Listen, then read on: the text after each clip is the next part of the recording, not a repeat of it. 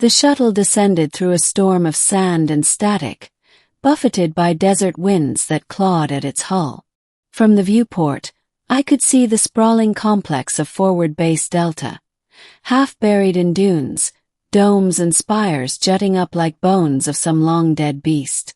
It wasn't exactly the glorious assignment I had imagined when I enlisted.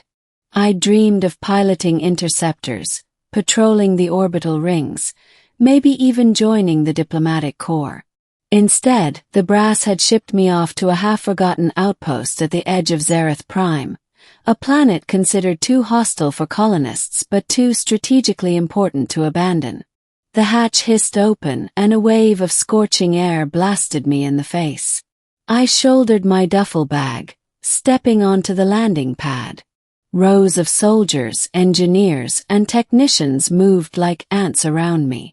I expected a commanding officer to bark orders or at least direct me to barracks, but instead, a figure emerged from the shadows of a hangar. At first glance, I thought she was just another trooper.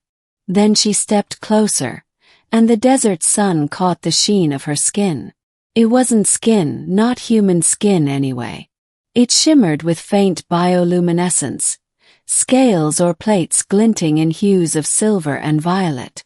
Her eyes were wide and reflective, almost feline, but with a second inner lid that flickered as she studied me. "You're Lieutenant Jace Rourke?" she asked, her voice carrying a curious musical undertone, as though two notes played together. "Yes," I said, trying not to stare. "New transfer, reporting for duty."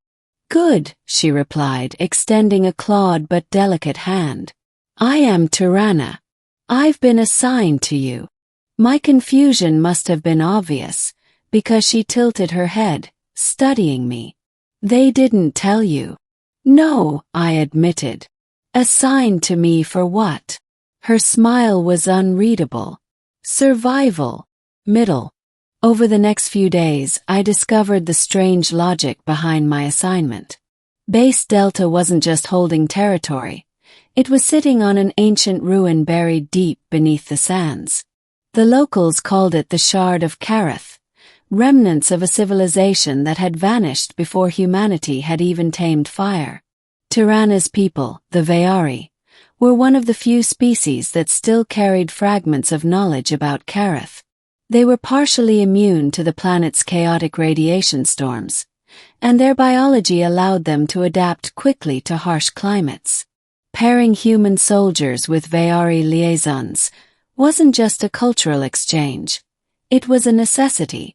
We humans couldn't survive long excursions into the wastelands without them. Still, that didn't explain why she was assigned specifically to me. We trained together in the simulation chambers, ran drills across the dunes, and patrolled the outer perimeter. She was fast, blindingly fast, but also graceful, her movements precise where mine were clumsy. She corrected my stance when I mishandled equipment. She covered my flank without needing to be asked. Slowly, I realized we weren't just paired as some odd experiment. We were being forged into a unit. But trust came harder. One evening, as we sat in the mess hall surrounded by clattering trays and stale rations, I finally asked the question burning in my mind. "Why me?" Tirana tilted her head, her eyes glimmering faintly in the low light. "I did not choose you, but I accepted the assignment."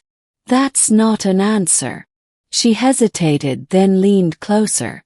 "Because your records show stubbornness. Humans call it resilience. My people think it foolish, but the commanders believe it may prove useful." "Useful for what?" Her voice dropped to a whisper. "For entering the shard." We didn't talk much after that, but a week later I understood. The alarm klaxons screamed across the base at dawn. The perimeter sensors had triggered, detecting movement from beneath the dunes. Not raiders, not rival factions, something older. Something that had slept for centuries. A breach team was ordered to investigate the entrance of the Shard of Kareth.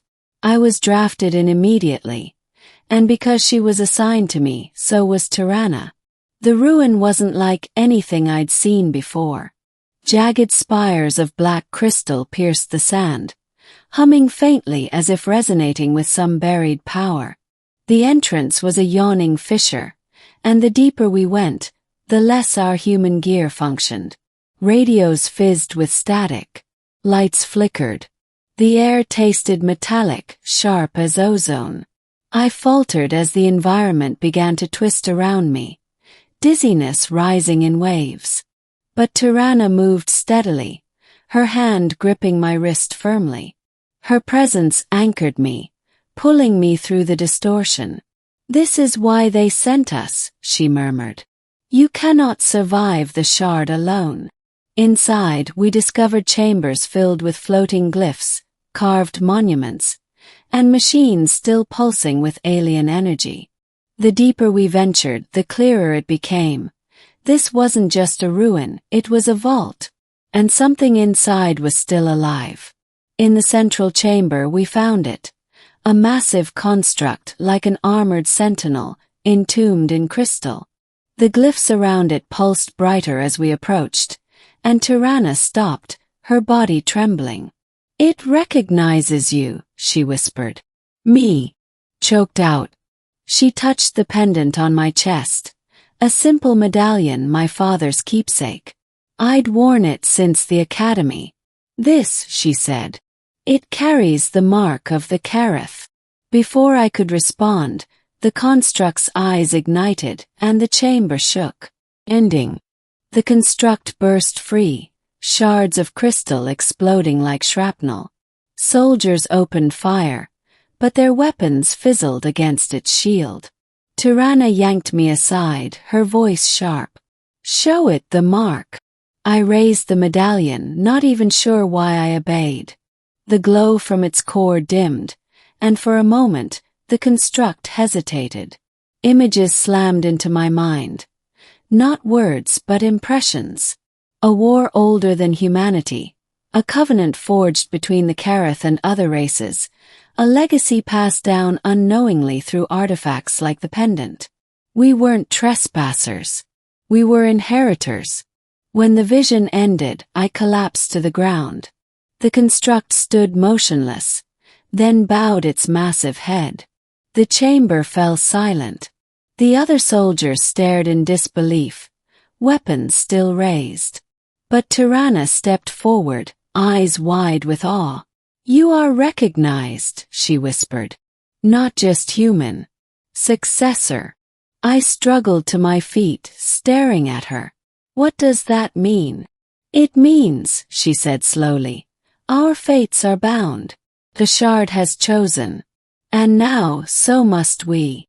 In the weeks that followed, the base changed. Commanders debated what to do with the construct, but they all knew the truth. The ruins wouldn't respond to anyone else. Only me, and by extension Tirana, had access. We were partners now, not by assignment but by necessity. The alien girl once assigned to me as a guardian was now something far greater. An ally, a guide, and perhaps the only being in the galaxy who understood the weight I carried. One night, as the desert winds howled outside the base, she stood beside me on the observation deck. "You asked me why you," she said softly. "Yeah." "Because," she answered, "the shard chose long before we did.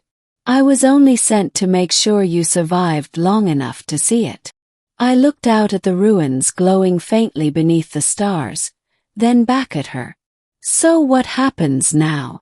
Tirana's reflective eyes glimmered. "Now, Lieutenant, we forge an empire of dreams. Together." And for the first time since arriving at this forsaken outpost, I didn't feel like a pawn in someone else's war.